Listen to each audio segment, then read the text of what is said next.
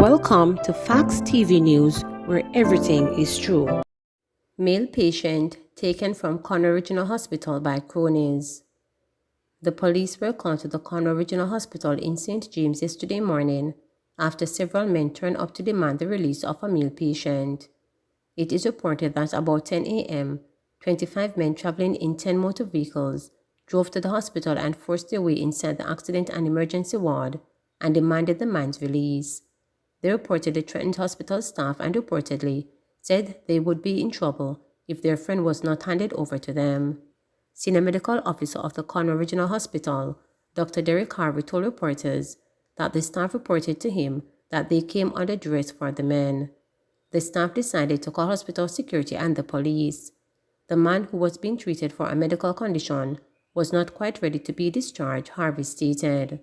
He said the patient subsequently took his own discharge. My understanding is that the patient was conscious at the time and the situation de-escalated once his colleagues collected him and removed him from the property. It is reported that when the police arrived on the scene, it was indicated that the men had reportedly already forced the man's mother to sign his discharge, and he then left in their company. The situation was subsequently calmed. No one was harmed.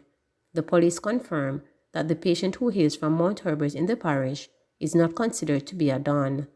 An investigation is being carried out to determine if the patient is involved in any criminal activities. Meanwhile, Harvey noted that incidents like what happened yesterday had happened in the past. Noting that security is important, he said yesterday's incident will be reviewed and safety measures reinforced. KC students turn away over grooming. Several students at Kingston's College were barred away from entering the compound yesterday morning as they were deemed not properly groomed. The exercise started as early as 7:30 a.m., and as students arrived for school, they were told that they will not be admitted. The action left the barred students upset. The majority of the students were told that their hairstyles were deemed improper or not fit for the classroom. Sir, at the last week of school, we have exam next week. That not right. The government said they must not turn us out, and this is what they're doing, a grade 11 student reported.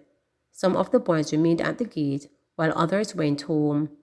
This completely goes against what the Ministry of Education says. Most of these students are preparing for CXCs. If anything happens to any of these boys, it will be on KC, a disgruntled parent reported. Police locate man seen in viral video holding gun. Police have located the man who was seen in a video holding what appeared to be a rifle. However, the police have not retrieved the gun. They say that the man is believed to be of an unsound mind.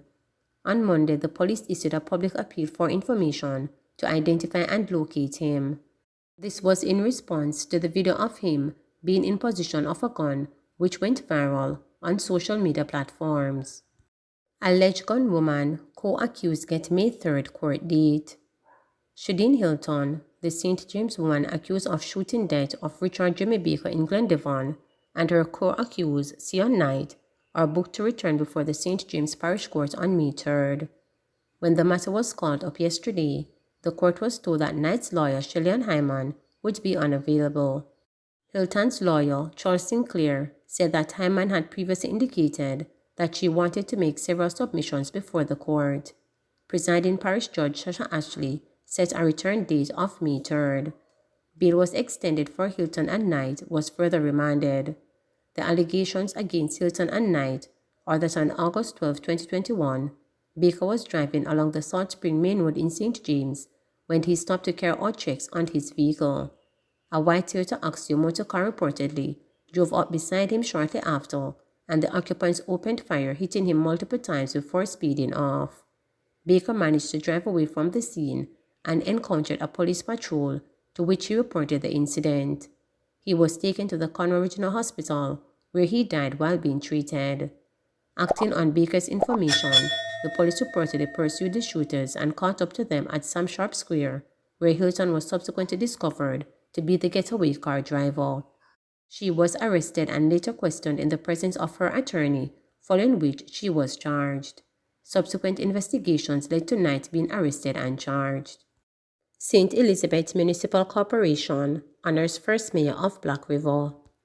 The St. Elizabeth Municipal Corporation commemorated for a centenary anniversary of the birth of the first mayor of Black River, John Hilton de Lesford Parchment, in a memorial ceremony held in its Jeremy Palmer, Everton Fisher Council Chamber in the town on Friday.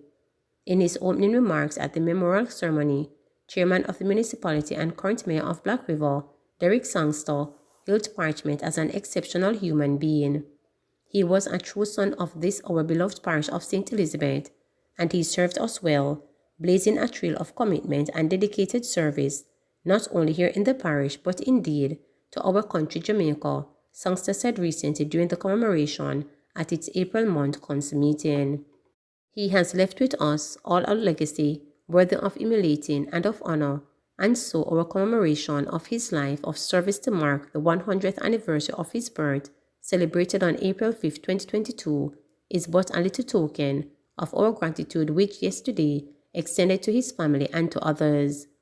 J.H.D. Parchment's life was a life of love extended to his family, friends, parishioners, and countrymen, and so today we remember him, we salute him, Sangster said, before presenting a citation of honor to Parchment's family. In her remarks, Custos of St. Elizabeth, Bury Rochester, also paid tribute to the life and work of Parchment and noted the legacy he had left behind for his family and parish. Several councillors also paid tribute to Parchment, and to further mark the occasion, J.H.D. Parchment, first mayor of Black River, Memorial Day Award was presented to the Black River Hospital, the St. Elizabeth Police Division, Newell High School, and Newell People's Cooperative Bank for outstanding contribution to the development of the St. Elizabeth Municipal Corporation and the parish. Parchment was born on April 5, 1922, in New Count Valley, St. Elizabeth, and gave over 60 years of service to Jamaica in various fields of engagement. He was selected to the St. Elizabeth Parish Council in 1947 at the age of 25 years and served as the first mayor of Black River from 1971 to 1973. He was awarded the Order of Distinction, Officer Class, in October 2006 for his outstanding contribution to rural development, governance, and local government. Parchment died on November 23, 2006, at the age of 84. Water disruption for sections of St. James and Westmoreland. The National Water Commission (NWC) is reporting that operation at its Tonchone facility in St. James has been suspended due to emergency maintenance work at the facility.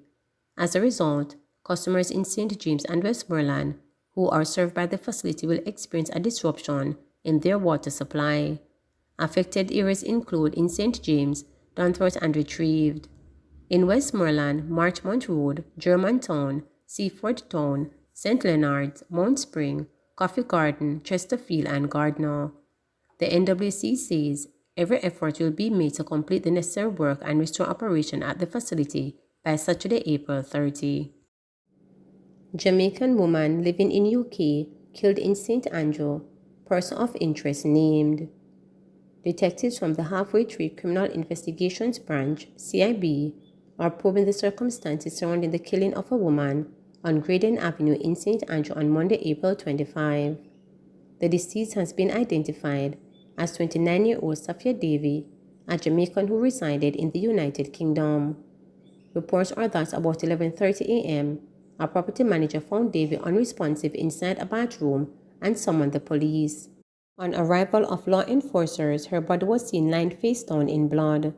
The scene was processed and the body was removed to the morgue, pending a post-mortem examination. Meanwhile, the detectives are seeking the assistance of the public in locating Leighton Delahaye of James Hill District in Clarendon as a person of interest in relation to Davy's murder. Delahaye is being asked to report to the Halfway Tree CIB immediately. Police to turn up heat on scammers. Head of the Jamaica Constabulary Force Area 1 Division, Assistant Commissioner of Police Clifford Chambers, says that persons involved in the illicit lottery scamming trade can expect to face intense heat in the coming weeks as the government moves to eradicate the deadly scars on the country. The lottery scam, or advance fee fraud, is estimated to illegally rake in over US $300 million to the Jamaican economy annually. According to Chambers, this new round of assaults by security forces on the illegal activity will result in more than arrest and prosecution. There will also be a heavy concentrated focus on relieving the culprits of assets acquired from scamming. He said the lottery scamming task force is actively working with the major organized crime and anti-corruption agency and specialized teams in the police divisions in Trelawney, St James, Hanover, and Westmoreland. Those efforts, Chambers noted, will be bolstered by the Joint Task Force, whose mandate also includes the disruption of lottery scamming activities. In another week or so, there will be a lot of operations targeting scammers, and there is also the trick-off impact of those as well. We are going around their assets, said ACP Chambers in an interview with reporters in Hanover. He said a major player was arrested in Westmoreland last week and that several other police divisions have been making progress in reining in the fraudsters. The lottery scam came into public attention in 2006 after young men in Granville St. James started raking in big bucks by convincing most elderly Americans that they had won a lottery but had to pay a processing fee to have the prize money released. Within months, persons in other communities joined the act, and before long, several young men throughout St. James, Westmoreland, Hanover, and Trelawney, without legitimate source of income, were lighting up in social circuit, driving high-end vehicles, and building mansions. As the number of players increased in the lottery scam, communities throughout the western region were transformed into killing fields as competition for loot turned into deadly rivalry, involving the notorious Stonecrusher gang, which demanded a percentage from each scammer or certain debt. These actions have contributed to Western Jamaica becoming the most dangerous region in the country over the past 15 years. Meanwhile, Minister of National Security Dr. Horace Chang praised the justice system for imposing appropriate sentences for scammers. I see a few judges taking the sentences regime a little bit lighter different from these characters. I appreciate that it is their discretion, but I think their sensitivity to the challenge is increasing, Chang said. He also reiterated the vast challenges faced by the police as those involved in scamming are no longer operating in urban areas but migrating to deep rural areas across the island. Outside of the traffic in downtown Montego Bay, the National Security Minister argued that it is now a safe place to commute. But when you hear of Warsaw, wait a bit, Troy, Trelawney, Adelphi, Chelsea, Cambridge, and Copperwood St. James, these are all deep rural areas, and we know it's because lottery scammers have found their ways there, Chang noted.